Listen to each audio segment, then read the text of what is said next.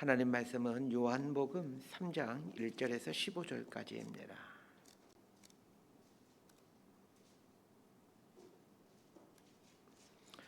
요한복음 3장 1절에서 15절까지 말씀 번갈아 가면서 읽습니다. 제가 먼저 읽겠습니다.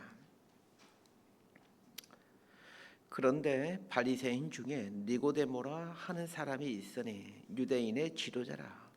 그가 밤에 예수께 와서 이르되 랍비요, 우리가 당신은 하나님께로부터 오신 선생인 줄 아나이다. 하나님이 함께하시지 아니하시면 당신이 행하시는 이 표적을 아무도 할 수 없음이니이다. 예수께서 대답하여 이르시되 진실로 진실로 내게 이르노니 사람이 거듭나지 아니하면 하나님의 나라를 볼 수 없느니라. 니고데모가 이르되 사람이 늙으면 어떻게 날 수 있사옵나이까? 두 번째 모태에 들어갔다가 날 수 있사옵나이까? 예수께서 대답하시되 진실로 진실로 내게 이르노니 사람이 물과 성령으로 나지 아니하면 하나님의 나라에 들어갈 수 없느니라. 육으로 난 것은 육이요 영으로 난 것은 영이니 내가 내게 거듭나야 하겠다 하는 말을 놀랍게 여기지 말라. 바람이 임으로 불매 내가 그 소리는 들어도 어디서 왔어 어디로 가는지 알지 못하나니 성령으로 난 사람도 다 그러하니라. 니고데모가 대답하여 이르되 어찌 그러한 일이 있을 수 있나이까? 예수께서 그에게 대답하여 이르시되 너는 이스라엘의 선생으로서 이러한 것들을 알지 못하느냐? 진실로 진실로 내게 이르노니 우리는 아는 것을 말하고 본 것을 증언하노라. 그러나 너희가 우리의 증언을 받지 아니하는도다. 내가 땅의 일을 말하여도 너희가 믿지 아니하거든 하물며 하늘의 일을 말하면 어떻게 믿겠느냐? 하늘에서 내려온 자 곧 인자 외에는 하늘로 올라간 자가 없느니라. 모세가 광야에서 뱀을 든 것 같이 인자도 들려야 하느니 15절 함께 읽습니다. 이는 그를 믿는 자마다 영생을 얻게 하려 하심이니라. 아멘. 오늘은 니고데모라는 사람에 대해서 배우게 됩니다. 이 니고데모를 공부하면서 우리 안에 존재하고 있는 이 니고데모를 발견했으면 좋겠고, 또 니고데모가 어떻게 새롭게 태어나는지를 통해서 우리 역시 새로운 존재로 태어났으면 합니다. 자, 1절 말씀 함께 봅니다. 시작. 그런데 바리새인 중에 니고데모라 하는 사람이 있으니 유대인의 지도자라.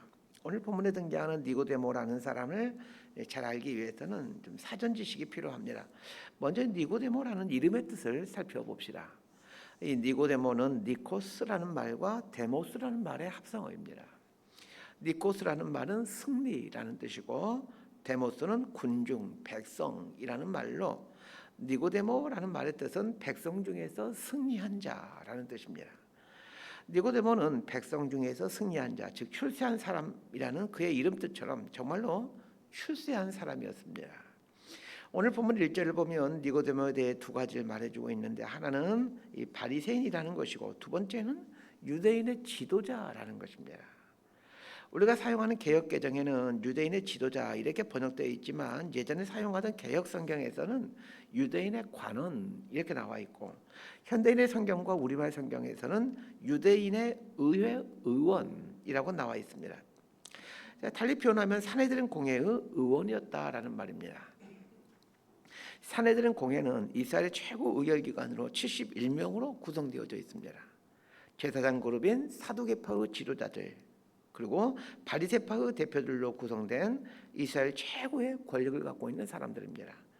사내들은 공회는 우리식으로 하면 이제 국회라고 할 수 있는데, 이 사내들은 공회는 이 사두개파와 바리새파로 나누어지는데, 사두개파는 이 부모로부터 물려받은 신분제 성격이 강합니다. 제사장 그룹이다 보니까 부모로부터 물려받아야만 제사장이 될 수 있으니까 부모로부터 물려받은 신분제 성격이 강한 반면에 바리새파 사람들 중 사내들은 공회원은 자신의 노력에 의해서 얻은 자리입니다. 바리새파였던 니고데모가 사내들은 공회원이 되었다는 것은 그가 얼마나 이 탁월한 사람이었는지를 보여주고 있습니다. 니고데모는 존경받는 바리새파 지도자였고 또 막강한 권력을 갖고 있는 사내들은 공회원이었습니다. 또한 성경에 능통한 율법 선생이었습니다. 그런데 이런 니고데모가 예수님을 찾아옵니다. 자, 2절 말씀 함께 읽습니다. 시작. 그가 밤에 예수께 와서 이르되 랍비여, 우리가 당신은 하나님께로부터 오신 선생인 줄 아나이다. 하나님이 함께 하시지 아니하시면 당신이 행하시는 이 표적을 아무도 할 수 없음이니이다. 니고데모가 예수님을 찾아오는데 밤중에 찾아옵니다. 여기에 나오는 밤이라는 단어는 니크스이라는 단어로 한밤중을 뜻하는 단어입니다. 그럼 왜 니고데모는 낮에 찾아오질 않고 한밤중에 예수님을 찾아왔던 것일까요? 니고데모가 예수님께 온 이유를 봅시다. 니고데모가 예수님께 온 이유는 예수님을 향해 자신의 신앙을 고백하기 위함이었습니다. 당신은 하나님께로부터 오신 선생인 줄 아나이다. 이렇게 고백합니다. 니고데모의 이러한 고백은 예수님의 제자들과 예수를 믿고 있는 우리들에게는 일상적인 모습이지만 니고데모 입장에서는 참으로 용기 있는 고백입니다. 요한복음 2장 13절부터 22절까지 보게 되면 우리 어제 본문에서였죠. 예수님께서 예루살렘 성전에 와서 성전 정화 사건을 행하시는 내용이 나옵니다. 성전에서 재물을 파는 사람들의 상을 엎으시고 환전상의 상을 엎으신 것은 당시의 종교 지도자들에 대한 도전이었습니다. 왜냐하면 성경에서 재물을 파는 사람들과 환전상들이 활보할 수 있었던 이유는 이스라엘 최고 의결기구인 산헤드린 공회의 암묵적인 동의를 받고 한 일이었기 때문입니다. 그러하게 성전 정화 사건을 행하셨다라는 것은 산헤드린 공회를 비롯한 이스라엘 종교 지도자들의 권위에 도전하는 행동이었던 것입니다. 이스라엘 종교 지도자들이 예수님을 그렇게 죽이고자 했던 이유는 예수님이 자신들의 권위에 도전했기 때문입니다. 그렇다면 산헤드린 공회의 의원이었던 니고데모 편에서 보면 예수는 자신과 자신이 몸담고 있는 조직의 권위에 도전한 적대자인 셈입니다. 그런데 이런 적대자에게 와서 당신은 하나님께로부터 온 사람입니다 라고 고백함으로 예수님 편을 들고 있습니다. 니고데모가 낮에 오질 않고 한밤중에 찾아올 수밖에 없었던 이유를 알게 됩니다. 만약 니고데모가 예수님께 왔다라는 것을 사람들이 알기라도 한다면 니고데모는 자신이 속한 산헤드린 공회에서 배척당하는 것은 물론이요, 자신이 누려왔던 많은 것들을 잃을 가능성이 높아지게 됩니다. 그럼에도 니고데모가 용기를 내어 예수님께 올 수 있었던 이유가 무엇이겠습니까? 예수님을 향한 고백을 들어보면 니고데모가 예수님께 온 이유, 그리고 예수님을 향해 신앙 고백을 하게 된 이유를 알게 됩니다. 2절 하반절을 보면 하나님이 함께 하시지 아니하시면 당신이 행하시는 이 표적을 아무도 할 수 없음이니이다. 이렇게 말하고 있습니다. 어제 본문인 2장 23절을 보면 이런 내용이 나옵니다. 6월절에 예수께서 예루살렘에 계시니 많은 사람이 그의 행하시는 표적을 보고 그의 이름을 믿었으나, 예루살렘에 있던 많은 사람들이 예수님이 행하시는 표적을 보고 예수를 믿게 된 것처럼 니고데모 역시 비록 예수님이 산헤드린 공회와 정면으로 대치하고 있었지만 예수님이 행하신 표적 앞에서 예수님이 하나님으로부터 오신 분이라는 것을 인정하지 않을 수가 없었던 것입니다. 그러고 보면 니고데모라는 사람이 참으로 괜찮은 사람이라는 것을 알게 됩니다. 대부분의 사람들은 옳으냐 그르냐 보다 나와 같은 편인가 반대편인가를 먼저 생각을 합니다. 그래서 나와 같은 편의 사람이면 그 사람이 주장하는 것에 대해서 무조건 옳다라고 생각하고, 나와 반대편에 있는 사람이면 그 사람이 주장하는 것에 대해 무조건 틀렸다라고 생각을 합니다. 우리 사회가 보수와 진보 간의 극렬한 대립을 하고 있습니다. 대한민국 국민이라면 누구나 자신의 정치적 의사 표시를 할 수 있습니다. 그러나 조심하셔야 될 것이 있습니다. 내가 지지하는 당이 주장하는 것에 대해서 무조건 옳다고 생각하거나, 혹은 내가 지지하지 않고 있는 당이 주장하는 것에 대해서 무조건 그르다라고 생각하는 것은 참으로 어리석은 일입니다. 내가 지지하는 당이 얼마든지 잘못된 주장을 할 수 있다는 것을, 또 내가 반대하는 당이 얼마든지 바른 주장을 할 수 있다는 것 알아야 합니다. 성경이 바리새파이면서 산헤드린 공회원인 이 니고데모 이야기를 하면서 그 실명까지 기록해주고 있는 것은, 비록 그가 소속은 예수님을 적대시했던 바리새파에 소속되어 있었고 산헤드린 공회원에 소속되어 있었지만 자신이 속한 바리새파와 산헤드린의 주장에 함몰되어 그들의 편에 서 있는 것이 아니라 진리 편에 서고자 했던 사람이기 때문입니다. 니고데모가 예수님을 찾아와 신앙을 고백한 것은 예수님이 행하신 표적을 보았기 때문입니다. 예수님이 행하신 표적이 니고데모로 하여금 예수님께 오게 했습니다. 이처럼 표적은 예수님께 시선을 향하게 하는 아주 귀한 역할을 합니다. 그러나 표적에 맹점이 있습니다. 자칫하면 표적 안에 갇히게 되는 우를 범하게 준다는 것입니다. 니고데모는 예수님이 행하신 기적을 보고 예수님이 하나님을 도운 분이라고 생각했습니다. 그러나 이런 기적을 보고 예수님께 왔기에 예수님이 누구이신지 정확히 알지 못할 뿐만 아니라 또 바른 기독교 신앙을 가질 수가 없습니다. 그래서 예수님은 니고데모에게 이 바른 기독교 신앙이 무엇인지를 말씀해 주십니다. 자, 3절 말씀 함께 보도록 하겠습니다. 시작. 예수께서 대답하여 이르시되 진실로 진실로 내게 이르노니 사람이 거듭나지 아니하면 하나님의 나라를 볼 수 없느니라. 오늘 본문을 잘 보시길 바랍니다. 3절 말씀은 니고데모의 신앙 고백에 대한 예수님의 답변이라고 할 수 있습니다. 사내들은 공회 오는 니고데모가 용기를 내어 밤중에 찾아와 예수님께 신앙을 고백했습니다. 당신은 하나님께로부터 온 사람입니다 라고 말입니다. 자, 이 고백은 앞에서 살펴본 것처럼 자신이 속해 있는 사내들은 공회의 권위에 정면으로 부정하는 고백입니다. 사내들은 공회에 오는 니고데모 입장에서는 자신의 존재를 부정하는 아주 혁명적인 고백이었습니다. 예수님은 니고데모가 자신의 자질을 내걸고 예수님께 왔다라는 것 또한 자신의 존재를 부정하는 고백을 하고 있다는 것을 잘 알고 계십니다. 그렇다면 니고데모 신앙 고백에 대해 이렇게 말해줘야 되는 게 합당하지 않겠습니까? 니고데모야, 너는 참 이스라엘 사람이구나. 너처럼 진리편에 서고자 하는 사람은 내가 아직까지 본 적이 없구나. 이렇게 칭찬해 줘야 되는 게 맞지 않겠습니까? 그러나 예수님은 전혀 엉뚱한 말씀을 하십니다. 진실로 진실로 내게 이르노니 사람이 거듭나지 아니하면 하나님 나라를 볼 수 없느니라 라고 말씀해 주십니다. 예수님은 니고데모에게 네가 거듭나지 아니하면 하나님 나라 볼 수 없다라고 말씀하시므로 니고데모의 거듭나지 아니함을 말해주고 있습니다. 그리고 사람은 거듭나야만 된다라는 것을 또 말해주고 있죠. 자, 그러면 거듭남이란 도대체 무엇입니까? 예수님 말씀대로 한다면 거듭나지 않으면 하나님 나라를 볼 수 없다라고 했는데 거듭남이란 도대체 무엇입니까? 그리고 어떻게 우리는 또 거듭날 수가 있는 것입니까?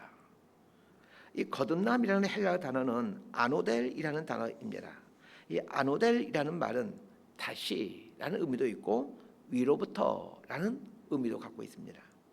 그러니까 거듭남이라는 말은 다시 태어난다라는 말이고 위로부터 태어난다라는 말이기도 합니다. 예수님 말씀하신 거듭남은 위로부터 즉 하늘로부터 태어나는 것을 말합니다. 사람은 두 번 태어납니다. 첫 번째는 엄마와 아빠를 통해 태어나게 됩니다. 엄마와 아빠를 통해 태어나게 되면 엄마 아빠를 보게 됩니다. 이것이 첫 번째 태어남입니다. 두 번째 태어남은 위로부터의 태어남입니다. 첫 번째 태어남이 엄마와 아빠를 알게 해줍니다. 반면에 두 번째 태어남은 하나님을 알게 해줍니다. 엄마 아빠를 통해 아래로부터 태어남을 경험하게 되는 아기는 시간이 지나 엄마 아빠를 부르게 됩니다. 마찬가지입니다. 하나님으로부터 태어난 즉 위로부터 태어난 거듭난 사람은 하나님 아버지를 부르게 됩니다. 엄마 아빠를 향해 의심 없이 엄마 아빠로 인정하며 살아가듯이 거듭나게 되면 하나님 아버지를 의심 없이 인정하며 살게 됩니다. 니고데모는 이 거듭남에 대해서 잘 몰랐습니다. 성경을 가르치는 율법 선생이었지만 성경 말씀대로 살기 위해 엄격한 종교적 삶을 살고는 있었지만 심지어 이스라엘 백성들에게 하나님 말씀을 가르치는 말씀의 선생이었지만 하나님 아버지를 보지 못했습니다. 그래서 니고데모는 사람이 늙으면 어떻게 날 수 있사옵나이까? 두 번째 모태에 들어갔다가 나올 수 있사옵나이까? 라고 질문합니다. 하나님으로부터 다시 태어난다는 것을 전혀 알지 못한 것이죠. 사람은 태어난 후 누구나 자신의 나라를 구하며 살게 됩니다. 어떤 형태로든지 자신의 나라, 자신의 꿈, 자신의 욕망을 이루고자 애를 씁니다. 마찬가지입니다. 하나님으로부터 태어나게 되면 반드시 하나님 나라를 보고 또 하나님 나라를 구하며 살게 됩니다. 그래서 예수님은 산상수훈 말씀에서 너희는 먼저 그의 나라와 그의 의를 구하라 라고 말씀하신 겁니다. 이 말은 위로부터 태어난 하나님의 백성이라면 반드시 하나님의 나라와 하나님의 의를 구하게 된다라는 뜻입니다. 자, 그럼 여기서 질문해야 합니다. 어떻게 거듭날 수 있느냐는 것입니다. 첫 번째 태어나면 육신의 태어남도 내 힘으로 태어나는 것이 아니듯이, 두 번째 태어나면 위로부터 태어남도 내 힘으로 되는 것이 아닙니다. 자, 5절에서 8절까지 말씀 함께 보도록 하겠습니다. 시작. 예수께서 대답하시되 진실로 진실로 내게 이르노니 사람이 물과 성령으로 나지 아니하면 하나님의 나라에 들어갈 수 없느니라. 육으로 난 것은 육이요 영으로 난 것은 영이니 내가 내게 거듭나야 하겠다 하는 말을 놀랍게 여기지 말라. 바람이 입으로 불매 내가 그 소리는 들어도 어디서 와서 어디로 가는지 알지 못하나니 성령으로 난 사람도 다 그러하니라. 첫 번째 태어남이 내 힘으로 되는 것이 아니듯이 두 번째 태어남도 내 힘으로 되는 것이 아닙니다. 두 번째 태어남은 물과 성령으로 된다라고 말씀하십니다. 성령으로 거듭난다라는 말은 조금 감이 오는데 물로 거듭난다라는 말은 쉽게 이해되지 않을 겁니다. 이 학자들은 크게 두 가지 의미로 이 물을 해석하고 있습니다. 물의 첫 번째 의미는 세례입니다. 세례를 통해 사람이 거듭난다라는 것입니다. 물의 두 번째 의미는 말씀입니다. 성경에서는 종종 말씀을 물로 표현하곤 합니다. 에베소서 5장 26절에 보면 이는 곧 물로 씻어 말씀으로 깨끗게 하사 거룩하게 하시고 이렇게 나와 있습니다. 물을 말씀이다라고 설명하고 있죠. 어떻게 거듭날 수 있습니까? 하나님의 말씀으로 거듭납니다. 정리하면 물로 거듭난다라는 말은 세례를 통해 그런 말씀을 통해 거듭난다라는 말입니다. 세례와 말씀을 통해 거듭나기도 하지만 우리를 거듭나게 하는 것은 성령님이십니다. 그러면 성령으로 거듭난다라는 말은 또 무슨 뜻입니까? 우리는 성령님이 임하면 광신적인 삶으로 바뀌게 된다고 생각을 하곤 합니다. 그러나 그런 것이 아닙니다. 성령은 우리의 인격에 임하십니다. 그래서 인격을 변화시켜 가십니다. 성령은 마치 바람과 같습니다. 바람은 눈에 보이질 않습니다.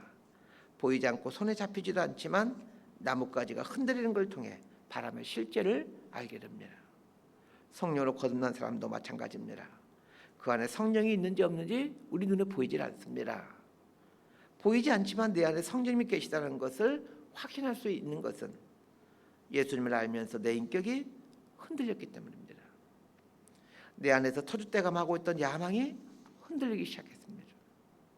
출세해야 되고 유명해져야 된다는 가치관이 흔들리기 시작했습니다. 그래서 인생 목표가 달라졌습니다. 이것이 성령으로 거듭난 사람의 모습입니다. 성령님은 바람이십니다. 때로는 누군가에게 허리케인 같은 강한 바람으로 오시기도 하지만 대부분의 사람들에게는 잔잔한 봄바람처럼 오십니다. 그러나 잔잔한 봄바람같이 오시지만 우리 안에서 혁명을 일으키십니다. 성령님이 오시면 하나님 나라에 관심이 생깁니다. 어떻게 하는 것이 하나님을 기뻐하는 것일까 생각합니다. 전 저의 주된 관심이 어떻게 하면 하나님이 기뻐하는 일일까라는 걸 알고 있습니다. 그러기에 내 안에 성령님이 운행하고 있다는 것을 알게 됩니다.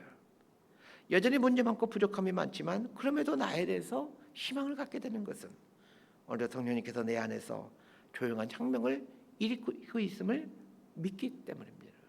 말씀 정리합니다. 니고데모가 예수님 말씀을 듣고 어떻게 했다라는 것에 대해서는 전혀 언급하지 않은 채 이 니고데모의 이야기는 끝이 납니다. 사도 요한은 요한복음 맨 끝부분에 가서 니고데모의 인생 결말에 대해 슬그머니 이야기를 해주고 있습니다. 요한복음 19장 39절입니다. 제가 읽어드립니다. 일찍이 예수께 밤에 찾아왔던 니고데모도 몰약과 침향 섞은 것을 100리트라쯤 가지고 온지라. 예수님께서 십자가에 달려 돌아가실 때 제자들조차도 모두 예수님을 버리고 도망갔지만 니고데모가 예수님의 장례를 치렀다라는 이야기를 해주고 있습니다. 1리트라는 327g이니 100리트라는 32.7kg입니다. 32kg의 몰약과 침향을 가지고 와서 예수님의 장례를 치러줍니다.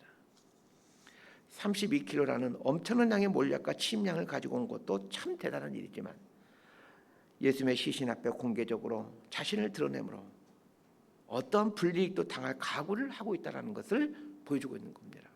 그 예수님이 이스라엘 모든 사람이 다 알고 있는 분이었기에 그 예수님의 장례에 이 32kg 되는 몰약과 치매를 가지고 왔다는 것은 이제 이스라엘 사람이라면 니고데모가 예수님께 왔다는 것을 다 이제 알고 있는 그런 셈이 되어버립니다. 니고데모 안에 성령이 운행하고 계셨기에 그는 수많은 사람들이 지켜보고 있었지만 32kg는 엄청난 양의 몰약과 향품을 갖고 와서 예수님의 시신 앞에 엎드리게 됩니다. 그렇게 함으로 군중 속에서 승리한 자라는 자신의 이름 뜻대로 예수님으로 인한 승리한 자로 생을 살아갔음을 보여주고 있습니다. 저는 이 니고데모라는 사람을 보면서 우리 안에 니고데모가 존재하고 있음을 발견하게 됩니다. 예수님이 하나님의 아들이심을 알고 고백하고 있지만 자신의 자리를 잃어버릴 것에 대해 두려워함으로 한밤중에 예수님을 찾아올 수밖에 없었던 그 니고데모가 그 두려워하고 있고 여전히 세상을 향해 그 미련과 욕망을 품고 있는 그 니고데모가 우리 안에 있음을 보게 됩니다.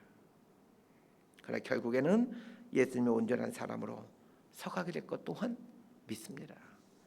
우리 모두가 이렇게 점점 변해가게 되기를 진심으로 소망하고 축복합니다. 기도하겠습니다. 하나님, 한밤중에 예수님께 찾아온 니고데모의 모습에서 여전히 나의 나라와 나의 의를 귀하게 여기며 살고 있는 우리 자신을 봅니다. 하나님, 물과 성령으로 거듭난다라는 주님 말씀 붙들고 하나님 말씀 앞에 내 자신을 세워놓고 주님을 내 주인으로 모시고 내 안에 계신 성령의 다스림 속에서 살아감으로 그 주님을 위해서 32kg이나 되는 몰약과 치매를 가지고 왔던 이 니고데모처럼 우리도 이렇게 점점 변해가기를 소망해 갑니다. 우리의 남은 인생이 하나님 나라를 소망하며 하나님 나라를 이루어가는 그런 귀하고 복된 인생 될 수 있도록 우리 삶을 붙들어 주옵소서. 예수님 이름으로 기도드리옵나이다.